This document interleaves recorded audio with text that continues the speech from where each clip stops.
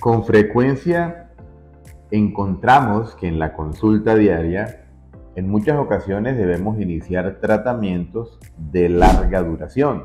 Se llaman tratamientos para enfermedades crónicas o tratamientos crónicos. Cuando uno utiliza la palabra crónico, dicho sea de paso, no está hablando de que algo es más grave, como la gente cree, sino que tiene un tiempo largo en la evolución o en la duración de la enfermedad o del tratamiento. Enfermedades como la hipertensión arterial, como la diabetes, como el hipotiroidismo, inclusive la ansiedad o la depresión, requieren sí o sí tratamientos largos. Y estamos hablando de largos, por ejemplo, en ansiedad o depresión el tratamiento más corto debe ser 1 año y se puede extender. Y en tratamientos como hipertensión, diabetes o hipotiroidismo casi que son de permanente o de toda la vida.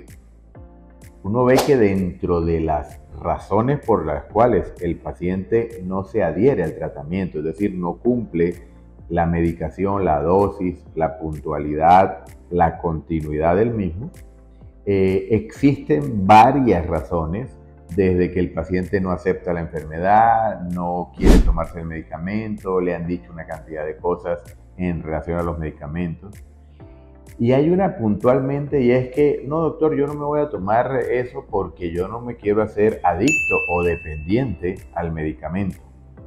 Cosa, entre otras, un poco complicada de entender, porque aquí no es que si usted se quiere tomar el tratamiento, no. Aquí es que usted necesita tomarse el medicamento o los medicamentos para poder restablecer el desajuste o el desorden en su organismo que está generando la enfermedad. Dicho sea de paso, si es hipertenso y usted no se toma el antihipertensivo, ese desorden en la presión arterial con elevación permanente va a generar unas consecuencias bastante complejas. Si el paciente es diabético, la misma historia y así sucesivamente. Pero dentro de eso hay algo que a mí me llama mucho la atención y se ve un poco más frecuente en los pacientes con alteraciones del sistema emocional, es decir, enfermedades que tienen que ver con ansiedad o depresión o que tienen relación con eso.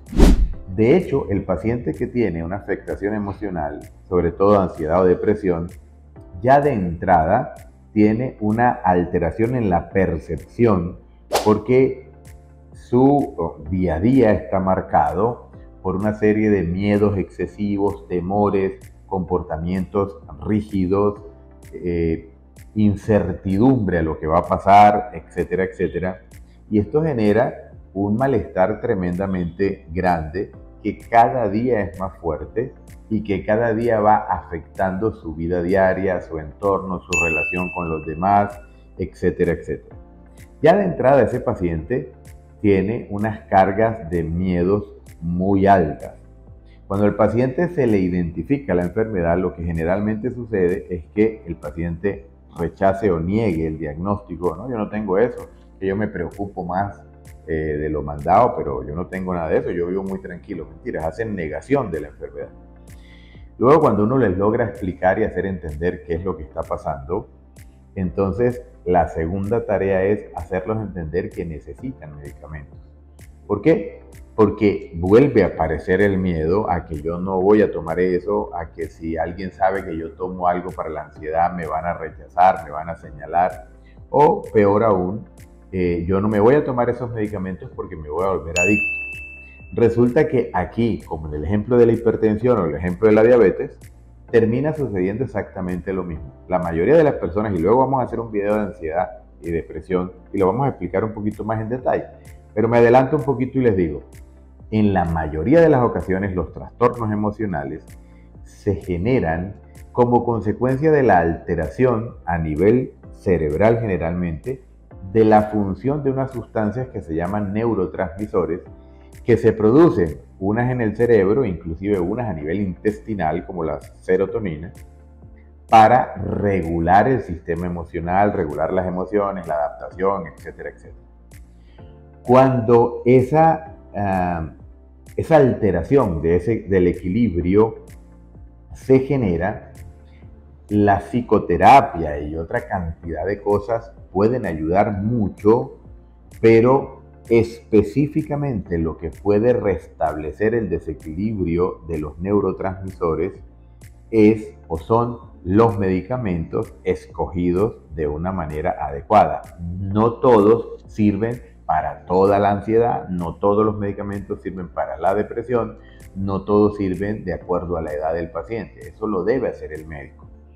Pero un medicamento muy bien escogido y muy bien dosificado y titulado, lo que le va a proporcionar al paciente es restablecer el desequilibrio o el cortocircuito, si me permiten el término, de esos neurotransmisores para mejorar su estado de ánimo, para mejorar su autoestima, para mejorar su seguridad personal en el sentido de abordar el día a día con una mayor fortaleza y con una mayor seguridad y con una capacidad de resolver los problemas del día a día. Eso es lo que hace el medicamento. El medicamento no lo va a empeorar, el medicamento no lo va a dormir, como dicen los pacientes, no lo va a dopar. Y entonces ahí en este caso, no es que usted va a tener una adicción que va a empeorar su estado emocional. Usted aquí lo que va a tener es el efecto de un medicamento que a largo plazo lo que le va a permitir es restablecer su estado de salud. Pero en muchas ocasiones todos esos mitos infundados le generan al paciente mucho miedo y termina abandonando el tratamiento. Yo les hago una comparación en muchas ocasiones a los pacientes y es la siguiente. Si un paciente tiene 30 o 40 años y se diagnostica con una enfermedad crónica como hipertensión o diabetes, o con una enfermedad emocional como ansiedad o depresión, y el paciente le angustia que se va a volver adicto a eso, cuando es esa tableta o esas tabletas tomadas de manera permanente lo que van a restablecer su estado de salud, el paciente, en comparación con otra situación, mire, el ejemplo que tratamos de hacer es el siguiente. Si usted tiene 40 años y usted tiene una expectativa de vida de 70, 80 años, creería yo que nunca se preocupa en ese momento porque va a tener que almorzar 40 años más, ¿cierto? Y si usted está esperando vivir 80 años, pues desde ya tiene que programarse para que va a tener que trabajar, ganarse un sueldo, comprar los alimentos, prepararlos, comérselos y lavar platos todos los días durante 80 años. Y eso no le preocupa. Y podríamos decir que usted es dependiente directo del almuerzo. Pero usted no lo ve como tal porque no tiene en su esquema mental que va a depender de eso. Exactamente igual funciona con estos medicamentos que se van a usar por un largo tiempo y algunos de por vida, que usted los va a consumir porque los necesita, no es por un capricho suyo. Así como usted almuerza todos los días en el ejemplo anterior, o va a almorzar durante 40 años más para llegar a 80, de esa misma manera necesita un medicamento para restablecer su estado de salud. Por lo tanto, básicamente este mensaje es explicarte, dejemos los esquemas mentales y dejemos de creer tanta información infundada que lo que hace es entorpecer el desarrollo de un tratamiento de una enfermedad crónica y evitar una sola cosa, que usted se recupere. Cuando usted hace caso a los comentarios infundados de las redes o de las personas que no conocen del tema, usted lo que hace es poner una barrera entre su enfermedad y la probable recuperación acertada con un medicamento, independientemente del tiempo que vaya a tomar el mismo. Cuando usted rompe esos esquemas mentales, y una de las primeras cosas es permitir que el médico en conjunto con usted tome las decisiones y el tratamiento se reciba de la mejor manera, existe una disposición mental y física para convencerme que ese medicamento lo que va a ayudarme y yo voy a hacer caso de las indicaciones de la prescripción médica. No voy a cambiar la hora, no voy a subir ni a bajar la dosis. No lo tomo el día que quiero y el día que no. Voy a hacer la indicación puntual o religiosamente, como uno lo dice, de lo que el médico ha prescrito y el acompañamiento del mismo. Usted definitivamente está destinado a recuperarse. Con la bendición de Dios, como yo siempre lo he dicho, que es el mejor médico, terminamos obteniendo buenos resultados. Otro capítulo es, bueno, que hay algunos que tienen efectos indeseables al principio, que hay algunos que por alguna razón no se toleran y el médico cambiará a otro medicamento.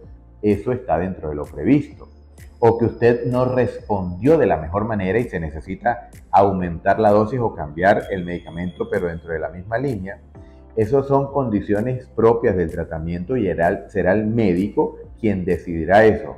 No por el contrario que esos efectos secundarios o que alguna otra razón haga que usted de cuenta propia abandone el tratamiento y lo que termine usted es permitiendo que la enfermedad se arraigue mucho más, afecte su calidad de vida y usted al final es el único perjudicado. Por lo tanto, siempre lo he dicho, no se automedique, no le crea a todo el que le opine en su tratamiento o en medicina.